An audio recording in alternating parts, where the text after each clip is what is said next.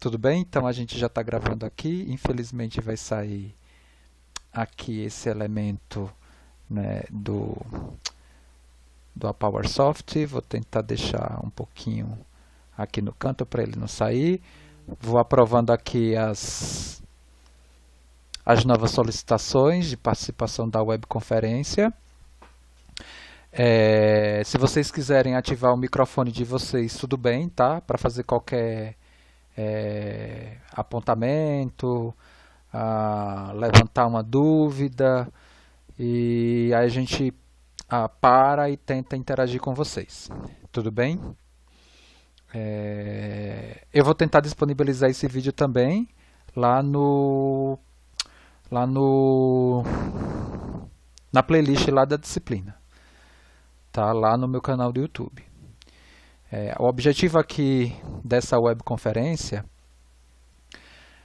é falar um pouquinho sobre um tópico novo, que é a aplicação de elementos finitos para a solução de treliças planas e treliças espaciais. Na verdade, basicamente hoje a gente vai dar toda a estrutura de se aplicar elementos finitos para resolver treliças planas, e no finalzinho da aula a gente vai comentar, né, vamos dizer assim, por generalização, como se aplicar isso para trabalhar, né, com treliças planas.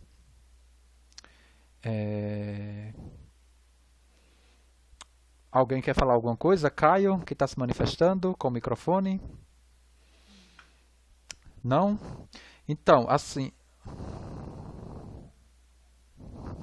Não tem problema nenhum. A questão aqui é a gente interagir também. Como está gravando, eu não sei se fica melhor com essa situação ou com a situação, vamos dizer assim,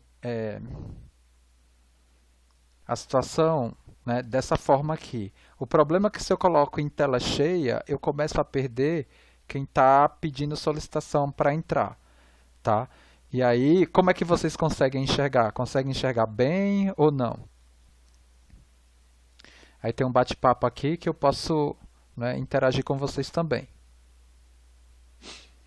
E eu vou utilizar um outro recurso que eu acho que pode dar certo aqui com algo que não faça sentido para vocês na transparência. Eu posso utilizar aqui um outro elemento, aqui um outro recurso, que é o próprio aplicativo que eu utilizo aqui para fazer alguns dos vídeos de vocês, se algum momento vocês não entenderem com a própria transparência. Dá para fazer algo mais, vamos dizer assim, mais dinâmico, como se fosse um quadro negro, tudo bem?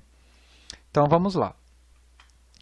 Assim, esse tópico agora, ele é muito tranquilo para vocês, por conta que, na verdade, as treliças planas, o que está por trás dela, no sentido de se aplicar elementos finitos, é muito similar ao que a gente viu lá para a barra sobre força normal. Na verdade, a teoria, né, por trás de barra sobre força normal é a teoria de treliça, porque a barra de treliça é uma barra submetida à força normal. A única diferença é que é uma barra sobre força normal, ao invés de estar num ambiente unidimensional, que foi o que a gente viu até então, né, ela vai estar num ambiente bidimensional. E as estruturas treliçadas, vocês já viram, na verdade, a teoria delas lá na disciplina de Mecânica de Sólidos 1. Eu acho que não tem, né, vamos dizer assim, tanto problema em termos de entender, vamos dizer assim, esse sistema estrutural, que é o primeiro sistema estrutural que vocês estudam lá em Mecânica dos Sólidos.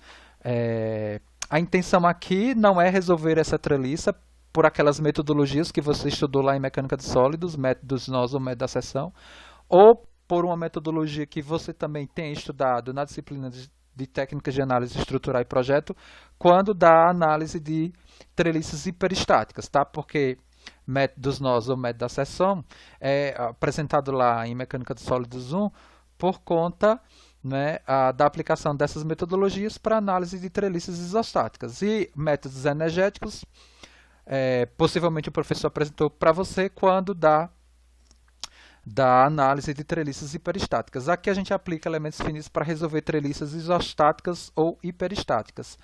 A simplificação aqui que a gente tem do nosso caso é que cada barra de treliça é um elemento finito de dois nós. O elemento finito de barra sobre força normal de dois nós, ele é caracterizado por aproximações, não é? que são aproximações de grau 1, tá? São os elementos finitos que a gente desenvolveu lá para resolver os problemas de barra que a gente apresentou em sala de aula e nos vídeos que estão lá no meu canal do YouTube. Uma observação aqui, eu acabei de colocar um vídeo, né, aplicando elementos finitos para resolver um problema de barra dentro daquela dúvida que vocês tinham, né, deixa eu tirar esse cabo aqui que está,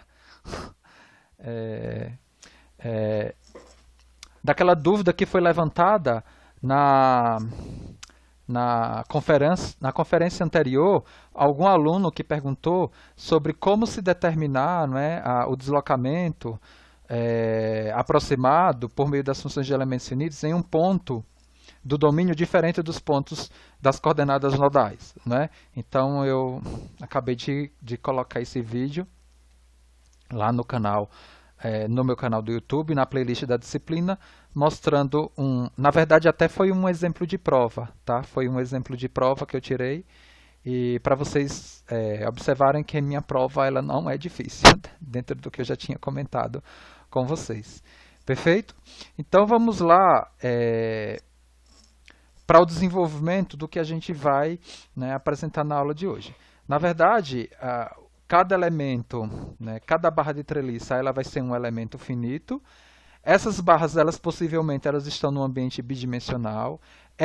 O conjunto de barras vão descrever, né, o conjunto de barras e de forças aplicadas nos nós dessas barras, elas vão descrever um sistema típico do que a gente já viu de elementos finitos, ou seja, rigidez, deslocamento e força. Isso aqui escrito num sistema de coordenada global, já já vocês vão entender, né, porque a gente vai ter as barras descritas originalmente, vamos dizer assim, os graus de liberdade e as forças descritas em um sistema... Não, na verdade, os graus de liberdade descritos originalmente no sistema de coordenada local, que depois a gente vai passar para um sistema de coordenada global.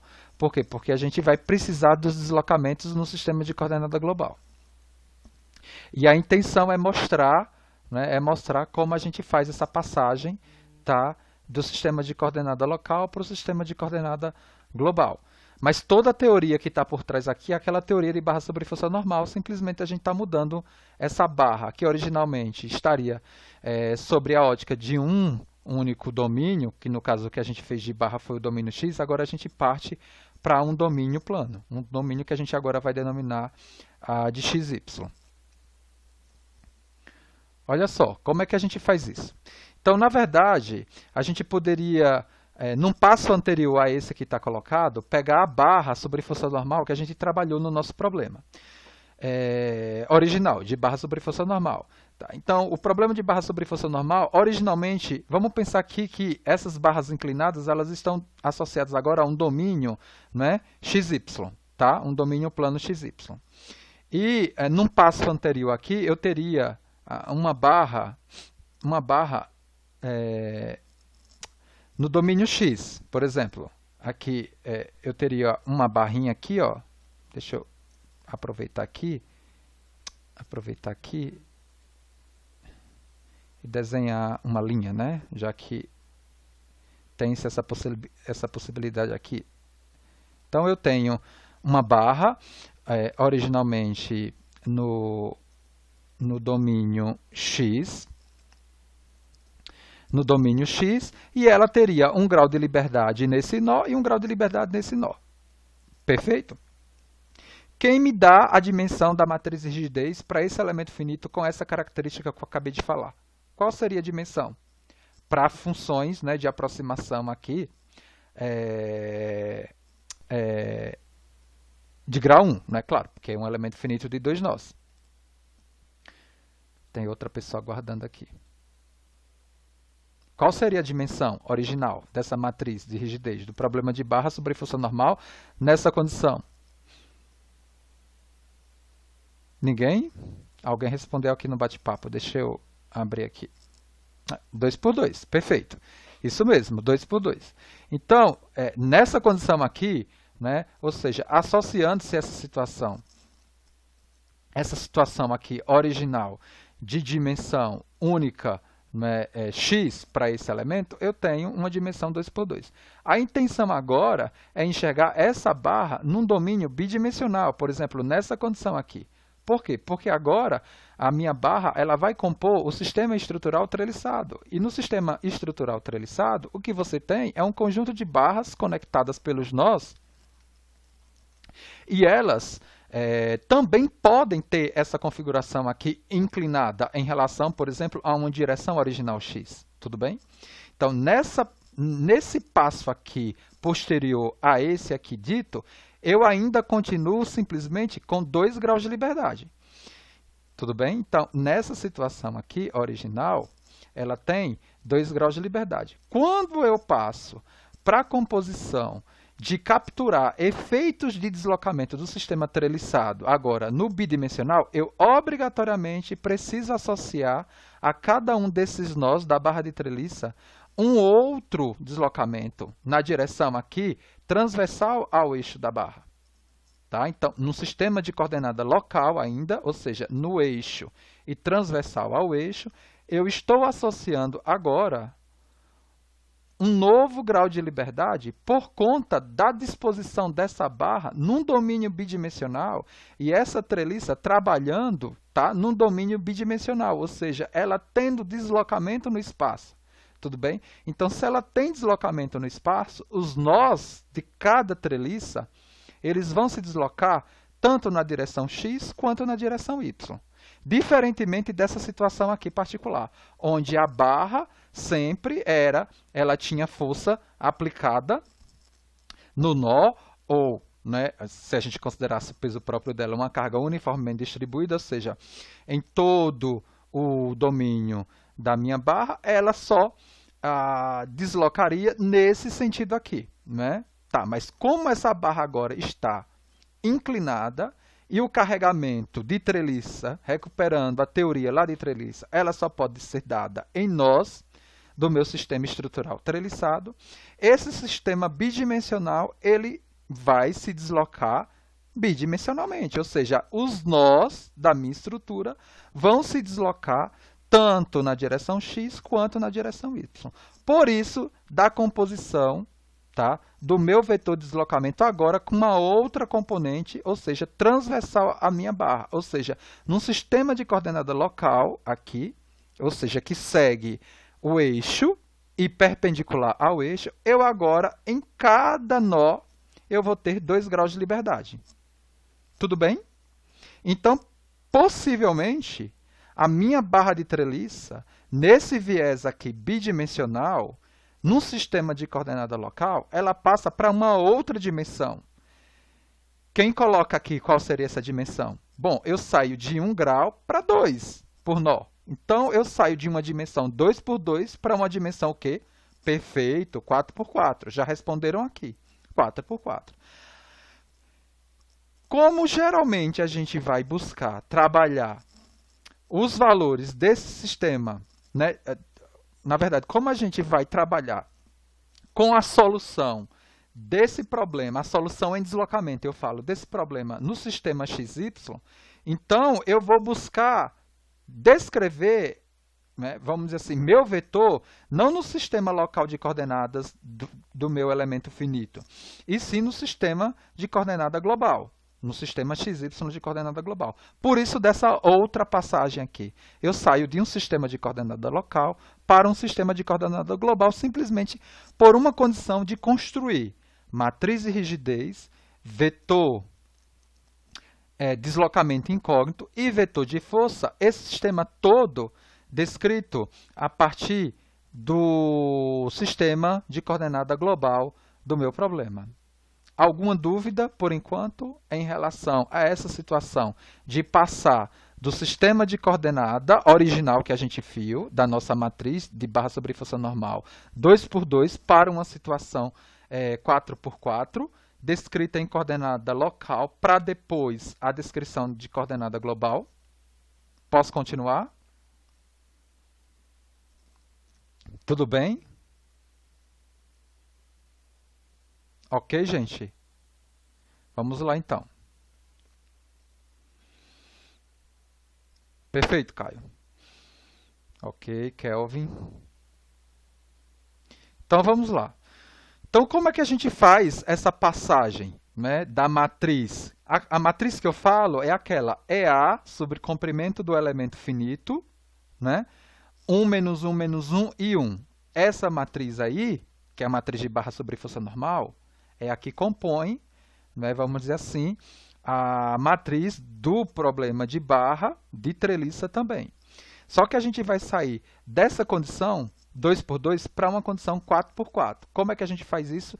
A partir da matriz de mapeamento. Por quê? Porque no meu sistema, né, vamos dizer assim, local de graus de liberdade, agora eu saio de uma situação de um vetor 4 por 1, que a gente compara com a situação de 2 por 1. E a matriz de espalhamento é uma matriz igualmente ao que a gente vinha tratando, é uma matriz composta por 0 e 1, onde a unidade está presente quando o grau de liberdade do vetor de grau de liberdade, vamos dizer assim, geral, ela se iguala ao vetor de grau de liberdade aqui, local, da situação local original. Tudo bem? Então, veja que aqui eu tenho essa matriz de espalhamento construída de uma forma muito similar ao que a gente já desenvolveu. Essa matriz de espalhamento ela é utilizada justamente para transformar a matriz, essa matriz aqui, tá vendo? Que é EA sobre o comprimento do elemento, aqui que eu estou chamando de HE. Tá? EA menos EA sobre o comprimento do elemento, menos EA sobre o comprimento do elemento e EA sobre o comprimento do elemento. Eu pré-multiplico e pós-multiplico por essa matriz de espalhamento e veja que eu tenho agora uma matriz de rigidez local, 4 por 4, com entradas diferentes de zero, correspondentes somente ao deslocamento local na direção do eixo da barra. Alguém consegue me explicar por que no deslocamento V eu não tenho nenhum elemento diferente de zero? Pode utilizar o microfone, não tem problema nenhum.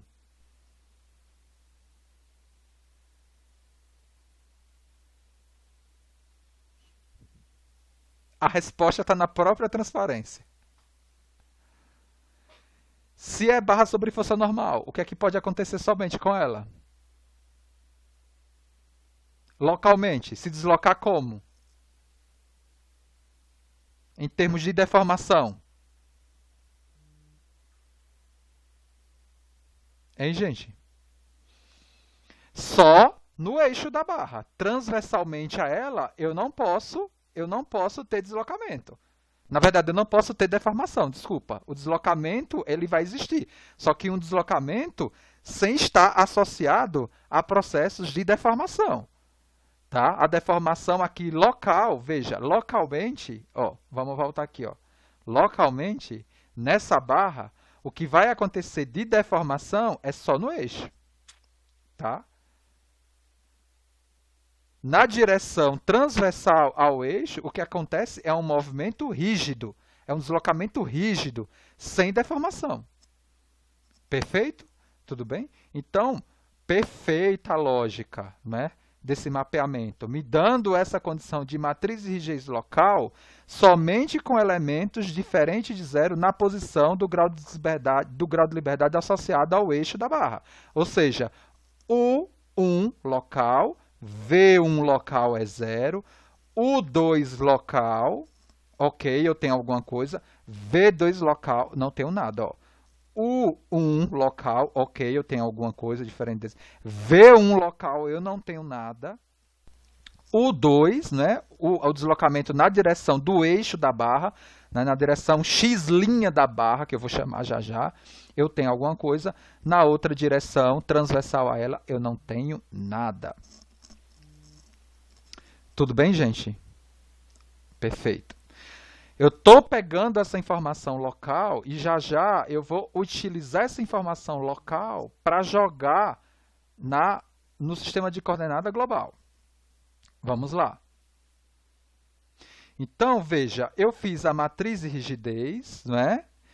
Local, expandida, e agora eu vou fazer o vetor de força. o vetor de força local expandido também, tá? Porque originalmente ele tem uma dimensão 2 por 1 e ele precisa, na verdade, ser transportado, né?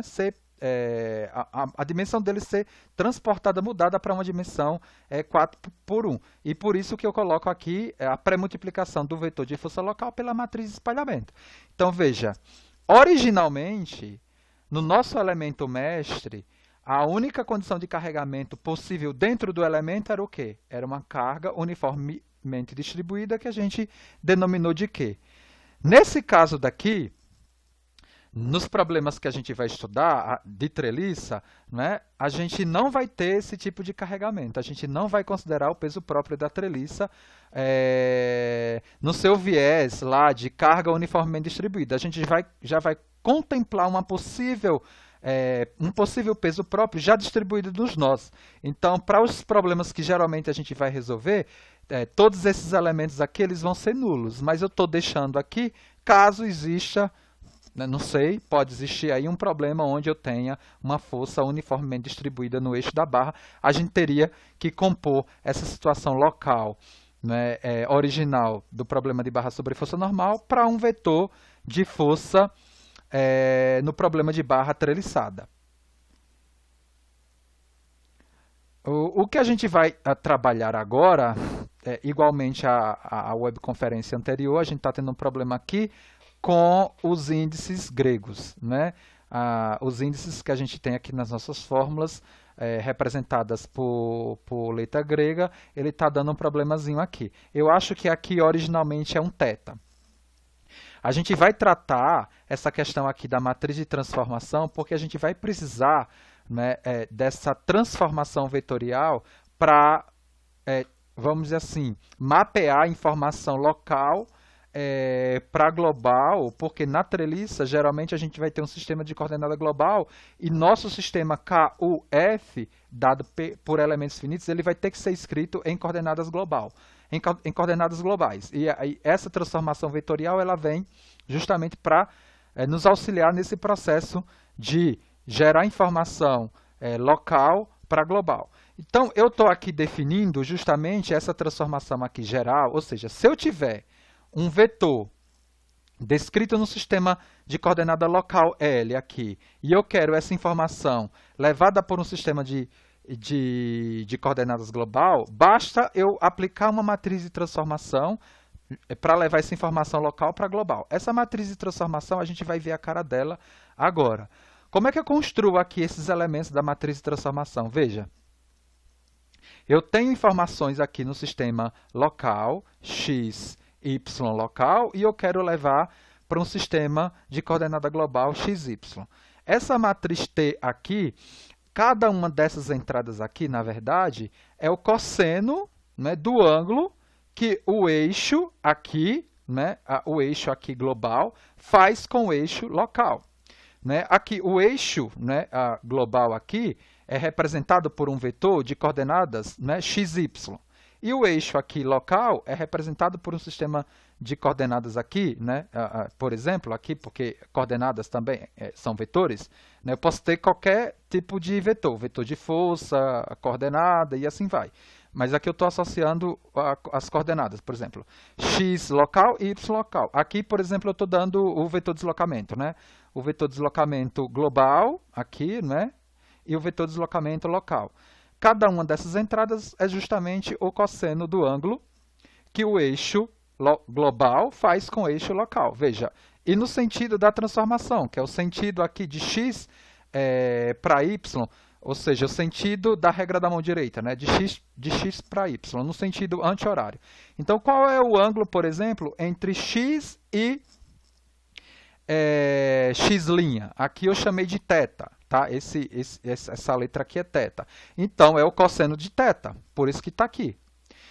A próxima entrada é o cosseno entre x e y'. Então, veja, se eu rotacionei isso aqui de θ, de y para y local, ele rotacionou também de θ. Então, o ângulo entre x e y local, aqui vale 90, né? O roxinho aqui vale 90, então é θ mais 90. Cosseno de θ mais 90 me dá seno de θ, tá?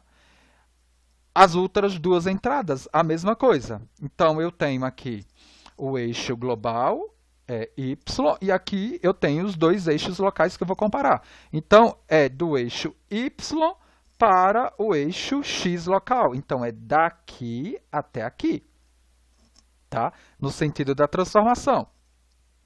Então, esse ângulo daqui, né, veja, aqui eu tenho 180, né, daqui até aqui, e eu tenho mais, aqui vale θ, ou aqui 90 menos θ, então é 90 menos θ mais 180 dá 270 menos θ, que vai me dar cosseno de 270 menos θ, vai me dar o seno de θ.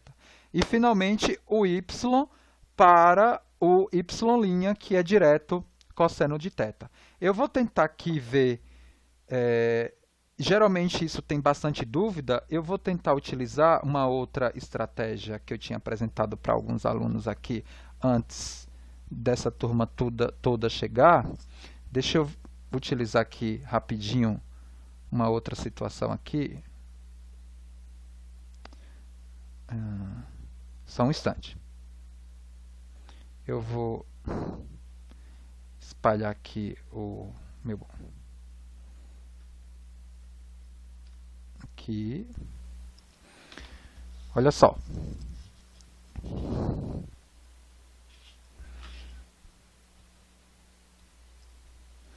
Eu vou agora tentar compartilhar aqui a janela de um aplicativo e tentar explicar isso aqui de forma melhor. Só que o danado está mostrando toda a página. Olha só. Vamos ver se vocês conseguem enxergar com essa situação aqui que eu vou desenhar. Então, eu tenho um sistema de coordenada, né,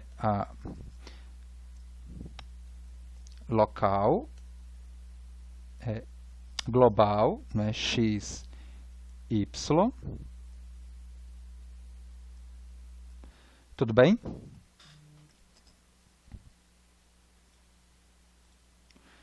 Tá dando para enxergar direitinho aí com essa situação? E agora eu tenho uma informação associada a um sistema de coordenada local, x', y'.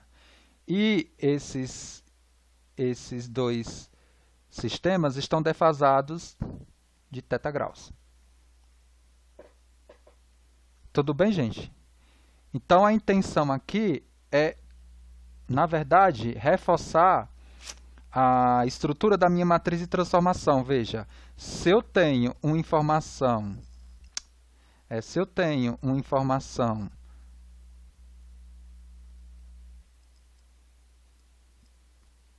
x local e y local, como obter uma informação no sistema global? A partir da minha matriz de transformação, que é uma matriz 2 por 2, cuja cada uma dessas entradas aqui é justamente o cosseno que os eixos globais fazem respectivamente com os eixos locais. Então, vamos lá. Essa primeira entrada aqui é o cosseno entre x e o x local. O cosseno entre x e o x local é o cosseno de quem? Cosseno de θ. Aqui é o cosseno de θ. Ó, tudo bem? A próxima entrada, essa daqui, ó, ela vai ser quem?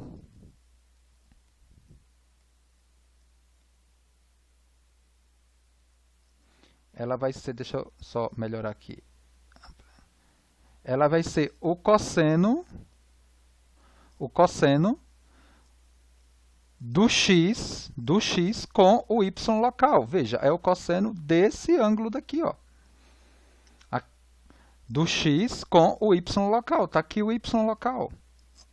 Tá? Isso aqui tem 90 graus. Ó, isso aqui tem 90 graus. Então, é cosseno de 90. Aqui seria cosseno, né? Cosseno de 90 mais θ.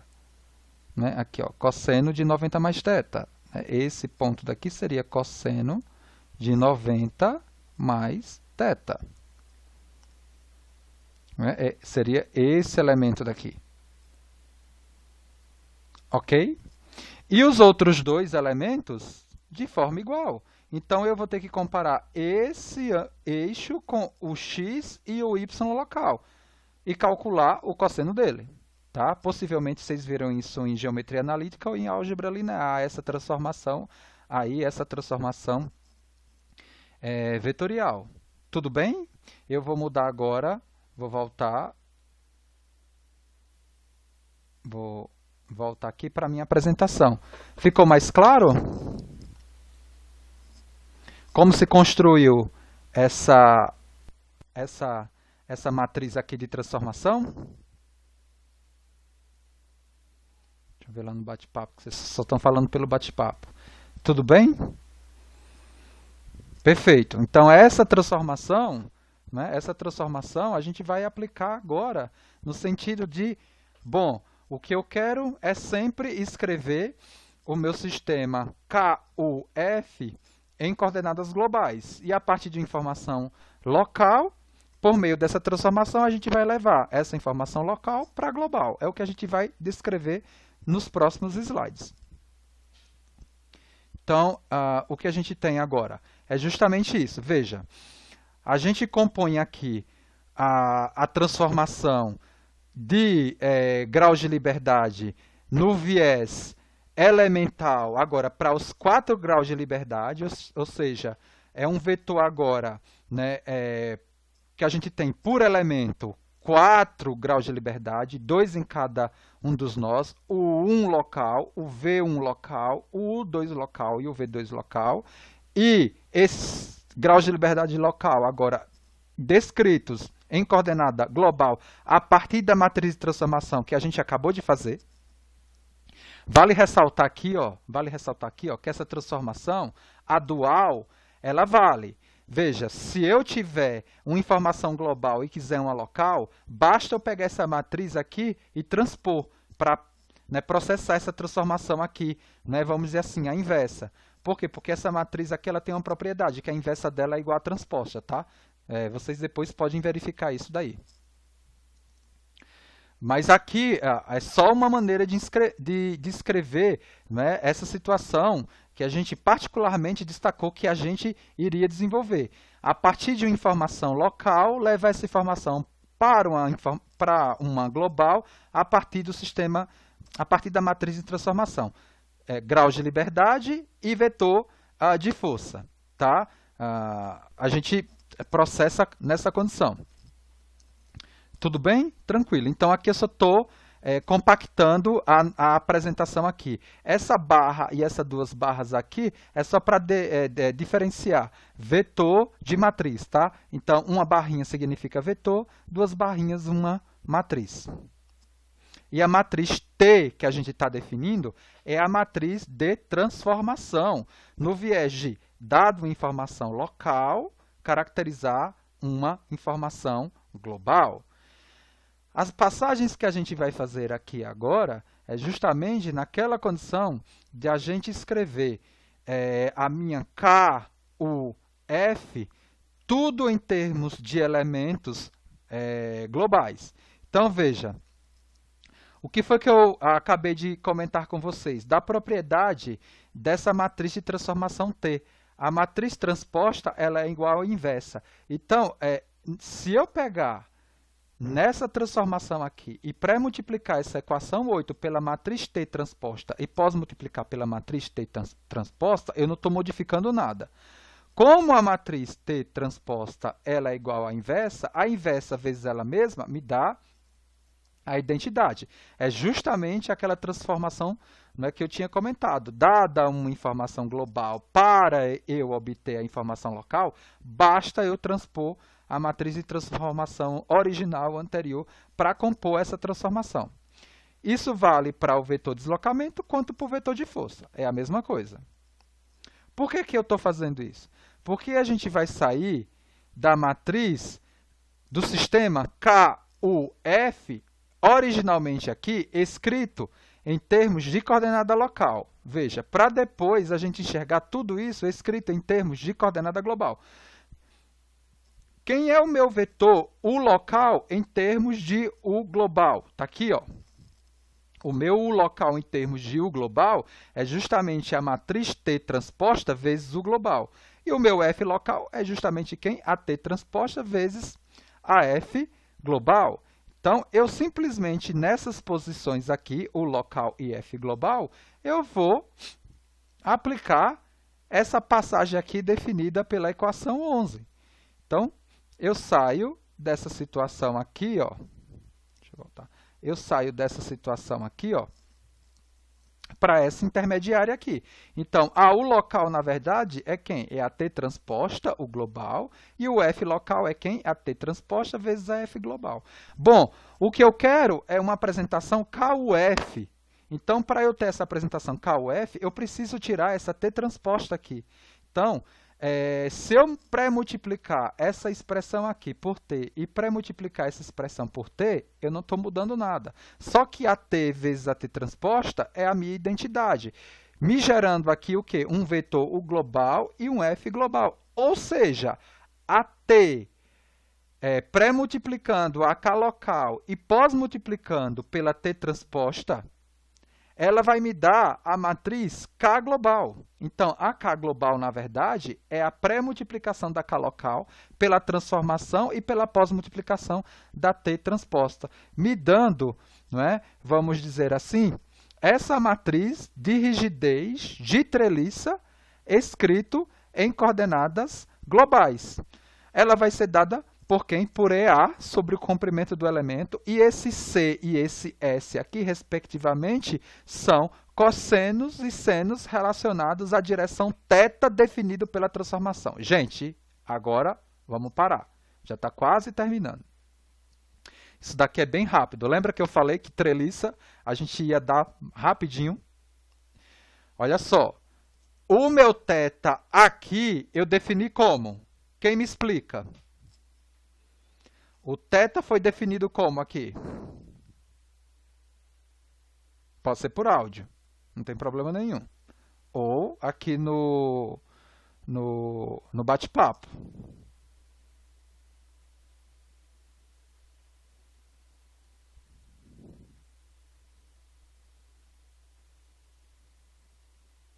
O θ foi definido como?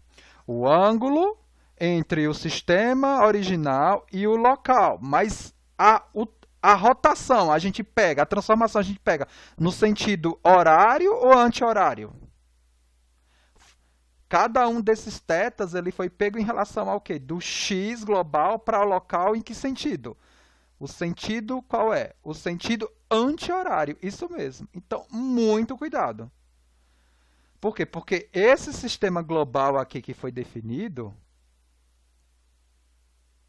descrever o KUF no global, para me dar essa, né, para me dar essa composição da matriz de rigidez global, esse cosseno de θ e esse seno de θ, o θ, obrigatoriamente, ele tem que ser anti-horário. Então, muito cuidado. Quando você for resolver o problema na mão e for pegar o θ para jogar aqui na minha matriz de rigidez global, né, para resolver um sistema treliçado plano, eu tenho que enxergar o eixo local da minha barra, o eixo global da minha estrutura, né, a coordenada global da minha estrutura, e pegar esse θ do global para o local. Né? E o local, ele sempre vai ser dado a partir da incidência nodal que a gente trabalhou. Veja, aqui, o que é que eu estou fazendo? Qual é a incidência nodal que eu estou dando aqui? A incidência nodal é do nó 1 para o nó 2. Ou seja, o eixo x local positivo é do nó 1 para o nó 2. Se eu chamar, por exemplo, de incidência nodal 2, 1, o meu eixo ele vai para onde? Para essa outra direção.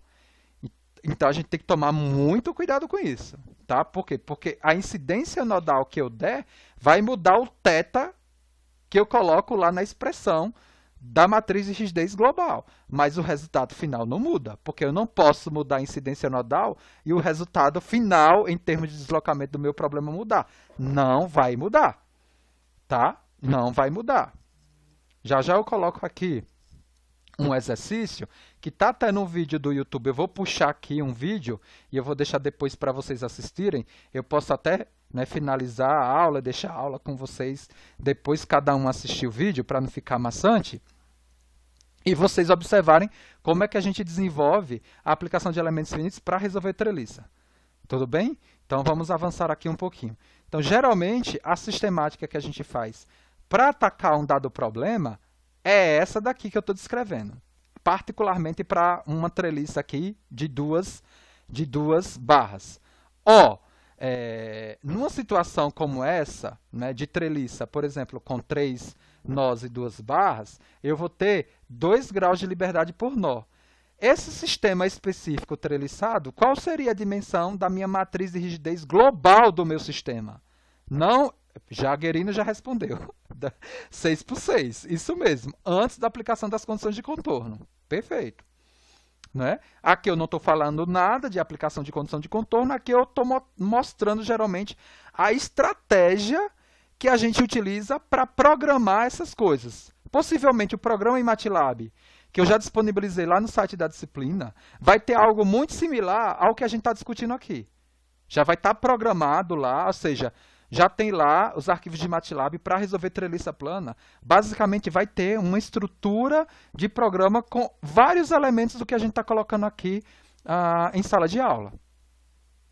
Na webconferência, desculpa. Tudo bem?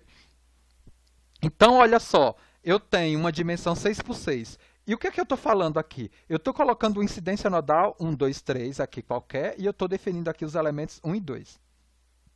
Veja que eu estou escrevendo aqui para um dado elemento de nó 1 e 2, ou seja, se eu colocar a incidência de 1 para 2, o meu x local vai estar de 1 para 2. Se eu colocar a incidência de 2 para 1, o meu x local vai estar nesse outro sentido.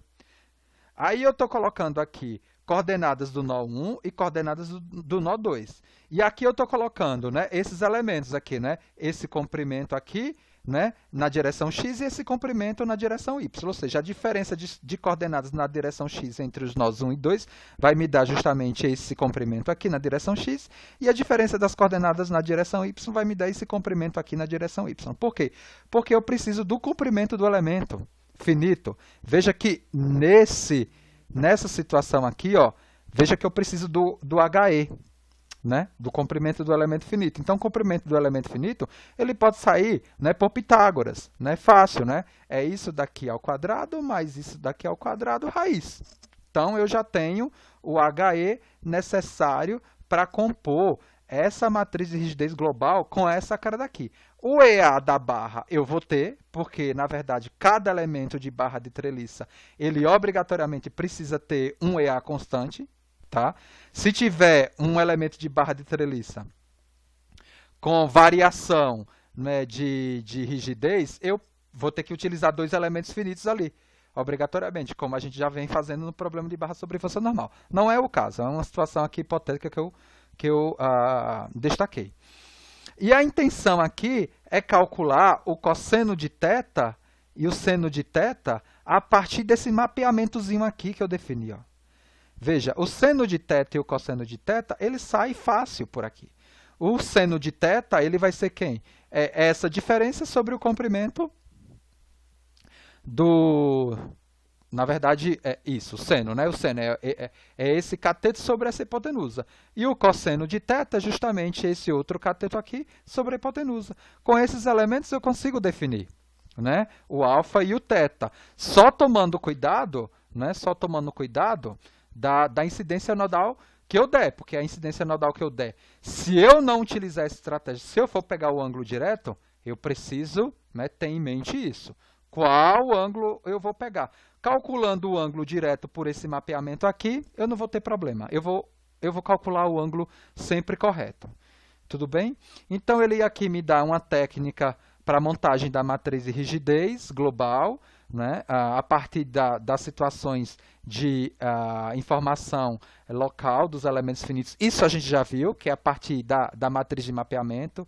Esse problema daqui, por exemplo, ele tem 4 nós, ou seja, qual seria a dimensão aqui global da minha matriz de rigidez? Hein, Guerino? 8 por 8, perfeito. Todo mundo enxerga isso muito fácil, né? Vem se repetindo. E depois que eu aplicar as condições de contorno, o problema muda. Né? Mas a matriz de rigidez global antes da aplicação das condições de contorno tem essa dimensão. Eu vou utilizar a matriz de espalhamento. Ele me destaca aqui a questão da incidência nodal. Isso a gente precisa. Já já vocês vão enxergar. Eu vou colocar o exercício aqui para vocês observarem em um material que eu vou puxar. E esse material, na verdade, ele é o caderno, né, de um exercício que já está lá na playlist. Tá? Eu obrigatoriamente preciso definir as incidências nodais e ele vai utilizar aqui das matrizes de espalhamento para levar uma informação local para uma informação global. Veja, eu tenho informação 4 por 4 e aí com matriz de espalhamento, né, compatível aqui com a dimensão da original, né, elemental original, eu consigo pré-multiplicar e pós-multiplicar essa aqui pela matriz de espalhamento para levar ela de uma informação local para uma informação geral, né, global. Cuidado que aqui não é sistema de coordenada local. Né? Aqui é uma informação elemental para a informação global. Isso daqui a gente já fez também. Ele só vai abrir aqui depois essa situação, onde eu tenho cada uma dos elementos de treliça me dando aqui matrizes 4 por 4 e aqui com os graus de liberdade respectivos associados a cada um dos elementos similar ao que a gente já tinha explicado. E a composição da matriz de rigidez global, ela sempre vai ser dada para uma ordem crescente de grau de liberdade. Aqui são as matrizes de espalhamento. Eu acho que aqui, não, aqui ele é a global. Tá? Deixa eu ver se eu amplio um pouquinho mais. Isso, ele está jogando na global e ele está me colocando simplesmente as posições que cada uma daquelas locais elas vão entrar na global. E isso é feito a partir da matriz de espalhamento. A generalização disso para o 3D é por tabela, gente. A gente só sai da situação plana e coloca mais um grau de liberdade aí, que é o deslocamento na direção Z. E a gente sai, né, de uma forma muito similar, né, para uma matriz de rigidez agora, ou seja, eu saio de uma situação de 2 por 2, né, de 2 graus de liberdade por nó para 3 graus de liberdade. A gente sai de uma matriz 4 por 4 para uma matriz 6 por 6. Tá? A estrutura, né, é muito próxima, né, em termos de teoria que está por trás. Né? O que a gente vai mudar aí é simplesmente a matriz de transformação, que ela passa a ter uma outra dimensão, é uma dimensão agora com mais um elemento que na verdade é o deslocamento na direção, né, Z aí também. E aqui é uma última observação para situação de imposição de condição de contorno não homogênea que a gente já vem destacando em várias situações. Quem consegue me explicar? Quando eu tiver uma condição de contorno que não seja homogênea, como é que a gente aplica a mesma, né, para conseguir inverter a matriz de rigidez? O que é que eu preciso fazer? Substituir o elemento da diagonal principal referente a esse grau de liberdade por 1 e fazer o que depois?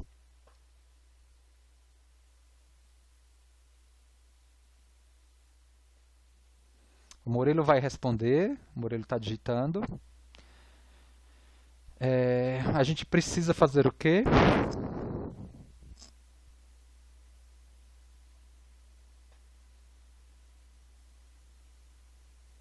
Não, zerar linha e coluna não. Se a condição de contorno ela for não homogênea, a gente só zera o quê?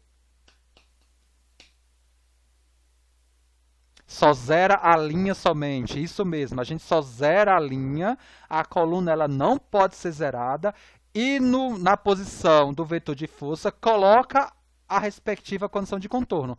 Tudo bem, Murilo? A gente só zera linha e coluna se e somente se a condição de contorno for homogênea. Se ela for não homogênea, a gente só zera a linha. Vamos aqui colocar o exercício para a gente finalizar essa webconferência.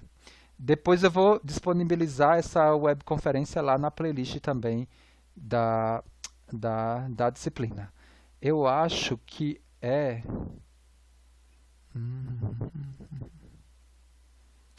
Deixa eu procurar aqui o arquivo.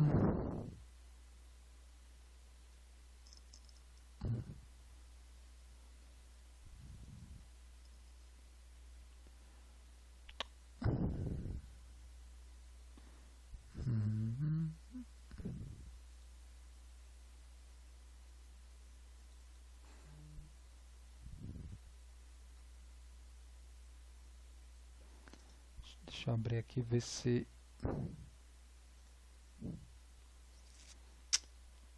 Eu acho que tem um vídeo desse, para mim, salvo engano, ele tem um vídeo desse de treliça já. Mas eu quero só destacar ele aqui para a gente aproveitar o momento. Não, esse aqui é vigas em flexão. 8, aqui é treliça.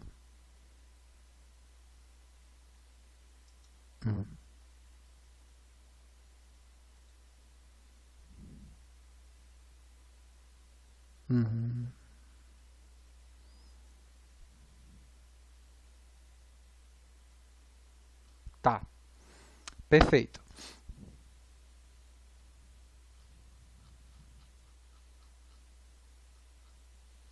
Olha só,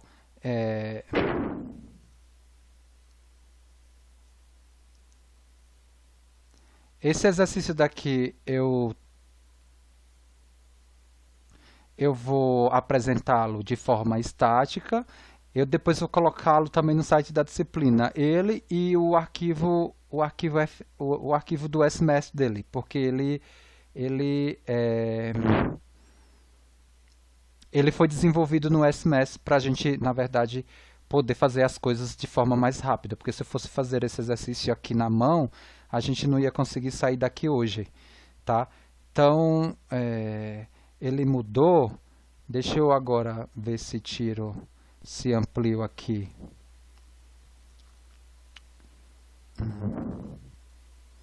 Se eu colocar aqui essa tela cheia, vocês enxergam? Não, ele não está... Está muito pequeno, não é para enxergar. Ou vocês conseguem enxergar melhor assim? Alguém responde? Todo mundo consegue ver essa situação? Ela em tela cheia? Sim ou não? Porque agora eu estou sem um acesso ao bate-papo. Alguém pode me responder por áudio?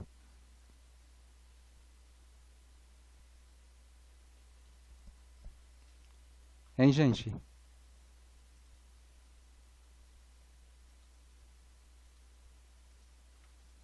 Não? Olá?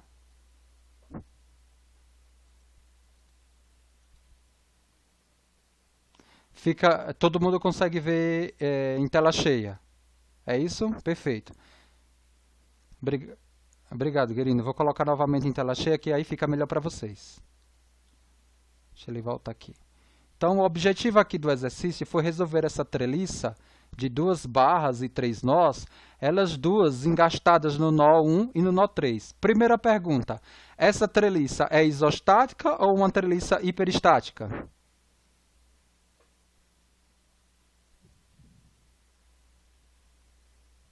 Quem responde? No áudio, porque eu não estou vendo o bate-papo.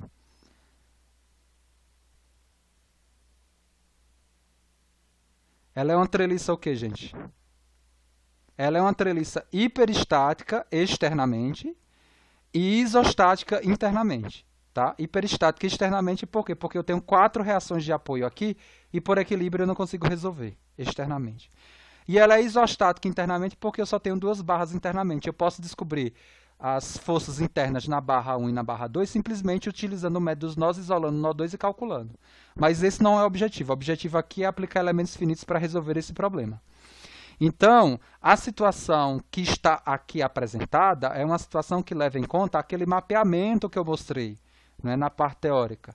No sentido de, veja que eu peguei aqui, ó, escrevi agora aqui a minha matriz de rigidez de treliça com base no que a gente desenvolveu, né, em função de cossenos e senos, porque essa matriz aqui é uma matriz já, a partir de uma informação local, eu construí essa composição de matriz global. Deixa eu só aqui alimentar o meu computador, que a bateria está acabando. E o que eu preciso fazer é simplesmente definir o cosseno e o seno. O meu φ aqui da barra 1, eu defini aqui o ângulo dele, né, utilizando o que? Veja, olha só, a incidência nodal aqui desse elemento 1, eu estou dando de 1 para 2. Então, o meu x global está aqui e o meu x local está aqui. Então, esse é o ângulo. Por isso que eu já dei esse ângulo aqui direto, né, de 33,69, e eu simplesmente estou transformando aqui o ângulo para eu poder utilizar a ferramenta. Veja, se eu tivesse dado uma incidência nodal de 2 para 1, não seria esse ângulo de 33,69, seria ele mais 180. Tá? Por quê? Porque o meu x local agora estaria aqui, ó, nessa direção aqui, nesse sentido aqui, né? É nessa direção e nesse sentido. Tudo bem? Se você utilizar aquela expressão que eu apresentei, né, naquele mapeamento, né, que seria o que a diferença dessa coordenada por essa, né, na verdade, né, a razão, né, entre esse comprimento e esse comprimento da barra, né, para calcular o seno e o cosseno, eu pegaria o ângulo correto. Aqui eu estou colocando um ângulo. Se eu colocar um ângulo, eu tenho que pegar o ângulo da transformação, né, do x para o x local definido pela incidência nodal. E aí eu defino essa matriz de rigidez, aqui é imediato, e esse outro elemento aqui, que é o elemento 2, veja, a incidência nodal aqui eu não destaquei, mas como eu estou colocando 270 graus, possivelmente eu estou dando o quê? Veja, ó, eu estou dando a incidência nodal de 2 para 3. Por quê? Porque o x global está aqui, né? É essa direção. E se eu estou pegando aqui 270, é porque eu dei uma incidência nodal de 2 para 3. Então, é daqui até aqui. Então, por isso que é 270. Veja, se eu tivesse dado uma incidência nodal de 3 para 2, aqui na minha barra, o meu ângulo seria aqui quanto? 90. Né? Mas como eu dei de 2 para 3, o ângulo é 270. Então, eu consigo passar aqui. Será que eu vou ter que dar escape para ele poder passar?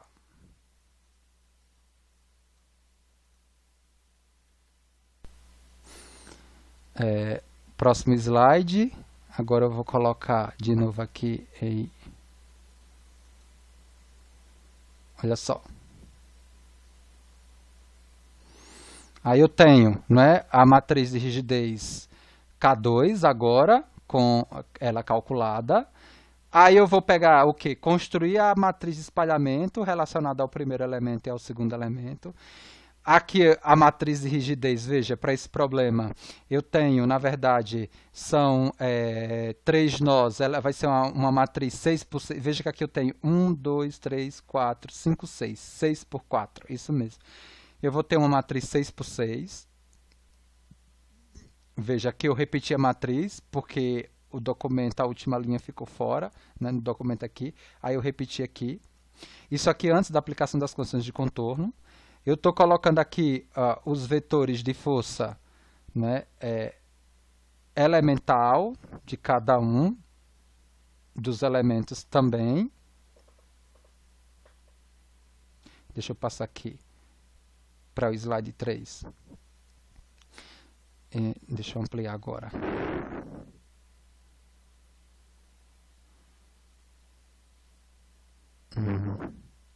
Vamos. Tá, cada um dos vetores de força elemental, e aplicando aqui, né, a minha matriz de espalhamento, gerando aqui o meu vetor de força global, e depois colocando aqui, né, na verdade, os elementos de carga concentrada. Veja aqui que no problema eu estou colocando aqui tanto as posições de reação de apoio, quanto a carga, tá, nodal que estava aplicada. Ou seja, aqui eu tenho as forças ativas e reativas. Mas vocês vão ver que as forças reativas elas vão sumir quando da aplicação das condições de contorno. Então, eu apliquei as condições de contorno. Veja que, né, nos dois nós, lá onde eu tenho vinculação, é engaste. Então, eu não consigo deslocar nem IU nem IV global. Por isso, daqui do 1 e do 1, aí eu, né, matei aqui linha e coluna, e aqui 1 e 1 matei linha e coluna.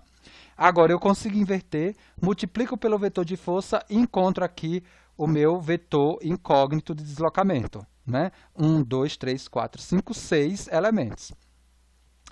E aí a gente segue com a mesma lógica, gente, a mesma lógica. Como é que eu consigo agora calcular os esforços normais nas barras? Agora, o que é que eu faço? Matriz de rigidez vezes vetor de deslocamento. Só que a gente tem que ter muito cuidado, porque a matriz de rigidez elemental vezes o vetor deslocamento elemental, eles aqui estão em coordenada global.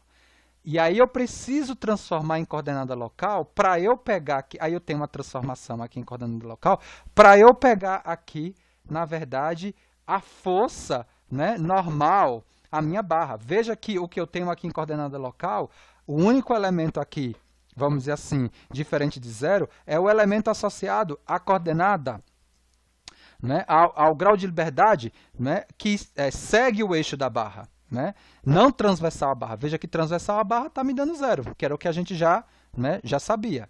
Tá? Então, eu preciso fazer essa transformação de global para local para pegar o meu esforço na barra aí no sistema local, porque na barra de treliça, para eu capturar o esforço normal, eu tenho que processar essa situação. Vou mostrar só os últimos, o último slide, que é o restante do cálculo aqui dos esforços e reação de apoio também. Deixa eu ver se ele passou. Não passou? 5. Deixa eu ver aqui. Voltar. 4. Aqui eu tenho agora, né, para o elemento 2, a mesma coisa. Né, eu tenho primeiro matriz de rigidez elemental no sistema global, vetor de deslocamento no sistema global, me dando um vetor, né, de forças nodal global. Só que eu preciso passar esse vetor de força nodal global para o sistema local, né, no eixo e transversal ao eixo. Está aqui.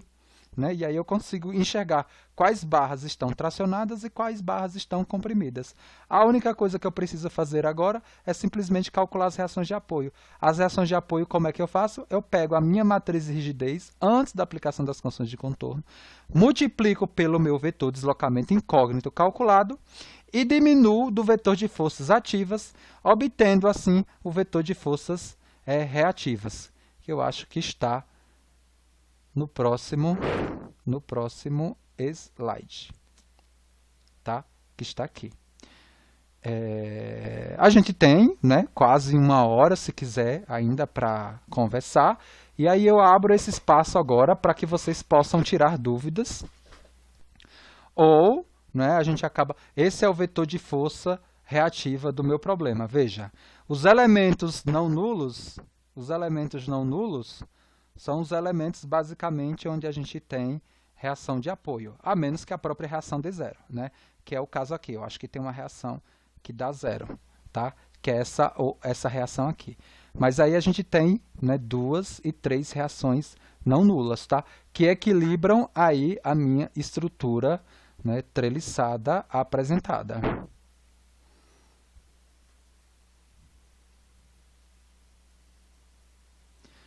Tudo bem, gente? Eu acho, deixa eu procurar aqui, só para deixar formalizado, compartilhar um vídeo externo. Deixa eu pegar só aqui no meu canal e ver qual é o vídeo.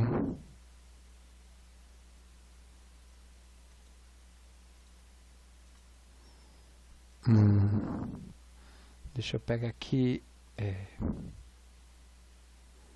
para mostrar qual vídeo do canal vocês podem assistir para complementar, né, essa conferência. Eu lembro aqui a todos, né, que essa conferência é algo, vamos dizer assim, é uma atividade ainda sem formalização, né? Para não deixar vocês, vamos dizer assim, né, desmotivados para que a gente possa conversar, tá? Mas vamos ver o que é que a universidade ela vai formalizar em termos, né, dos próximos passos em relação ao quadrimestre letivo, e aí formalizando, definindo-se aí a situação, a gente volta de novo para as conferências, mas volta lá para Vigas em Flexão. Começa de onde a gente parou. Deixa eu ver qual é o vídeo de treliça. Deixa eu ver se é o vídeo 11 ou é o 11A.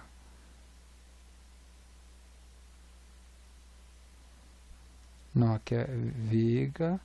Acho que é viga também. Deixa eu ver. Não é viga. Deixa eu pegar aqui. Ah, já vi. É o vídeo 13. Vou pegar aqui o vídeo e coloco aqui. Olha só. Vou compartilhar aqui.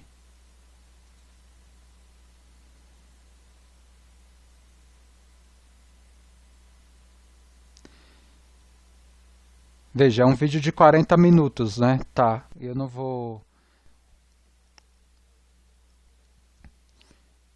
Eu não vou aqui, vamos dizer assim, eu não vou repetir o mesmo vídeo aqui e gastar mais 1 hora do tempo precioso de vocês com algo que vocês podem ver e que já está lá disponível no canal. Então aqui eu utilizo uma outra estratégia diferente da que eu acabei de mostrar para vocês, para resolver, eu não sei se é o mesmo exercício. Deixa eu dar uma olhada aqui. Isso, é o mesmo exercício, só que aqui no vídeo eu utilizo uma outra estratégia, não pegando o ângulo direto, e sim utilizando o mapeamento que a gente deu em sala de aula para gerar essas matrizes aí dos elementos locais. E com esse mapeamento eu não tenho preocupação de qual θ é que eu vou utilizar. Né? Não me preocupo em pegar o θ, né, correto. Ele calcula, essa estratégia me calcula o θ correto. Tudo bem, gente? Fica como exercício aí para vocês terminarem aqui, né, assistindo o vídeo e já podendo se desafiar com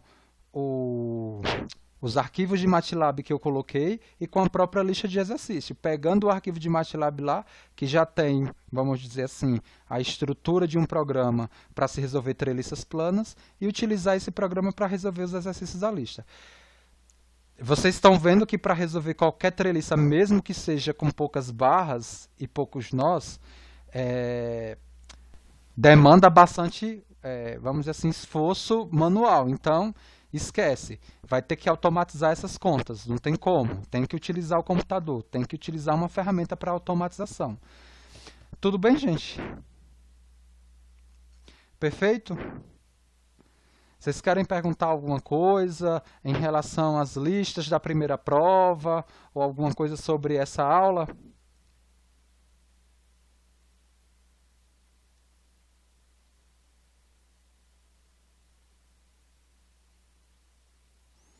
Ah, entendi. Eu tô vendo agora a Juliana falando que vocês mesmos conseguem colocar já, né, em tela cheia. Muito bom. Não precisava ter colocado em tela cheia. Legal. Uhum. Alguém quer tirar alguma dúvida?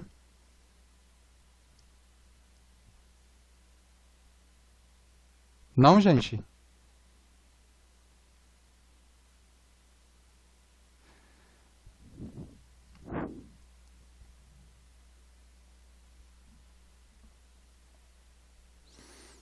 O Igor está digitando alguma coisa aqui.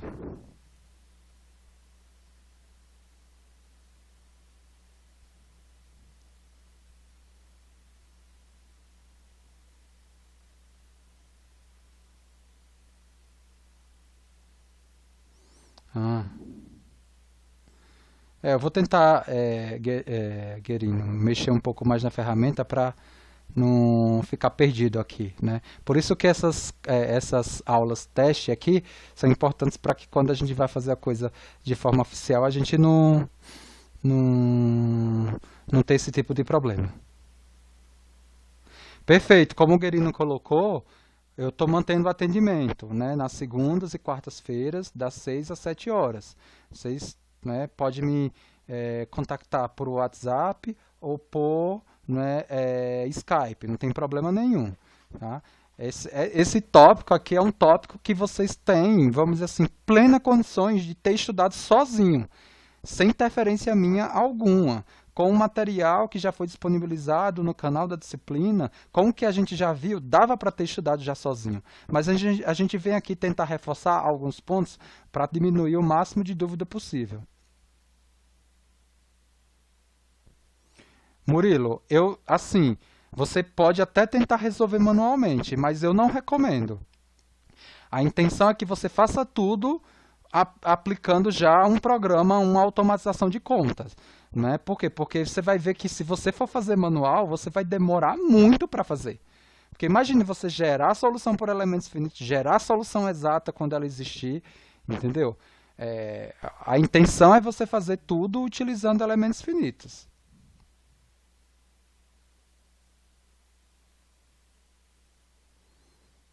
Agora, a solução exata seria interessante você construir em uma situação e outra para até você enxergar e ver a capacidade de aproximação que a técnica te dá, né? Que o método te dá. Tudo bem? Mas a intenção é sempre utilizar ferramentas.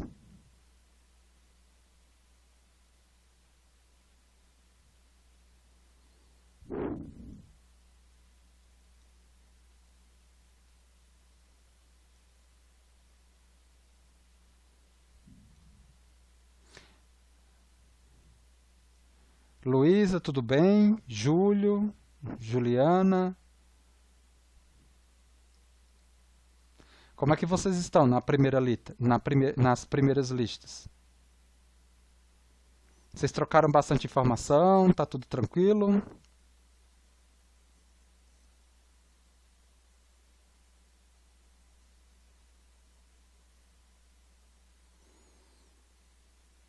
Perfeito, isso, se ajudem. Se ajudem e eu também estou aqui para ajudar. Se precisar, pode mandar mensagem, né, que a gente vai tentando tirar o máximo de dúvida.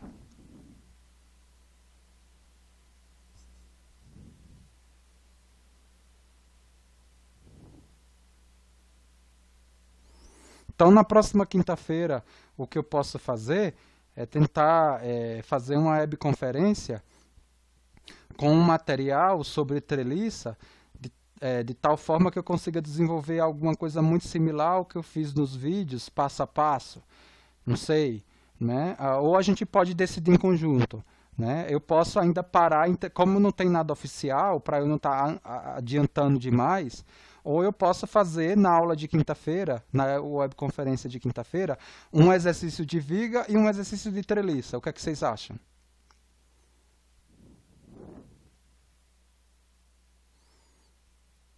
Aí a gente pode explorar, né, um exercício de viga completo, até fazendo comparação, né, solução exata, solução por elementos finitos, e aí a gente, se der tempo, a gente faz viga e treliça, se não der tempo, a gente só faz viga por completo, um exercício bem completão, eu tento preparar. Pode ser assim, então? Aí vocês assistem essa aula 13, né? E as aulas anteriores, que eu acho que estão associadas a esses dois temas, né? Viga e treliça.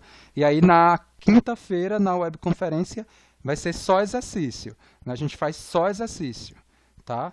A gente dá um break aí na teoria e vai desenvolver dois exercícios, tudo bem? Então eu vou me despedir de vocês, tá? Então até próxima quinta-feira. Assistam aí esses outros vídeos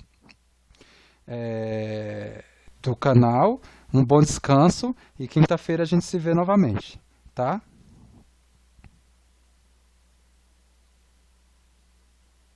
E se cuidem, tá? Não saiam, né? Se protejam, tudo bem? Boa noite para vocês.